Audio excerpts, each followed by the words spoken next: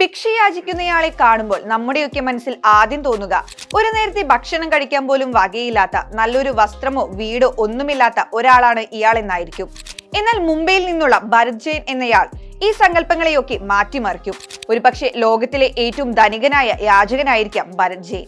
ഭരത് ജെയിന് കോടിക്കണക്കിന് രൂപയുടെ സ്വത്തുവകകൾ ഉണ്ടെന്നാണ് ദേശീയ മാധ്യമങ്ങൾ റിപ്പോർട്ട് ചെയ്യുന്നത്. ഇന്ത്യയിലെ പല വിദ്യാസമ്പന്നരായ പ്രൊഫഷണലുകളെക്കാളും കൂടുതൽ പണം ഇദ്ദേഹം സമ്പാദിക്കുന്നുണ്ട്. 1,40,00,000 രൂപയുടെ 2 ഫ്ളാറ്റുകൾ ഇയാൾക്ക് സ്വന്തമായുണ്ട്. 2 കടകളുണ്ട്. ഇതിൽ നിന്ന് വാടകയായി മാസം 30,000 രൂപയും ലഭിക്കും. മുംബൈയിലെ തിരക്കേറിയ സ്ഥലങ്ങളിലാണ് ഇദ്ദേഹം ഭിക്ഷയാചിക്കാനായി എത്തുന്നത്. 7.5 കോടി രൂപയുടെ സാമ്രാജ്യത്തിന്റെ ഉടമയാണ് ഭരത് ജെയിൻ. ഭിക്ഷാടനത്തിലൂടെ പ്രതിമാസം 60,000 മുതൽ 75,000 രൂപ വരെ വരുമാനം ലഭിക്കുന്നു. കുട്ടിക്കാലത്ത് കടുത്ത ദാരിദ്ര്യമായിരുന്നു.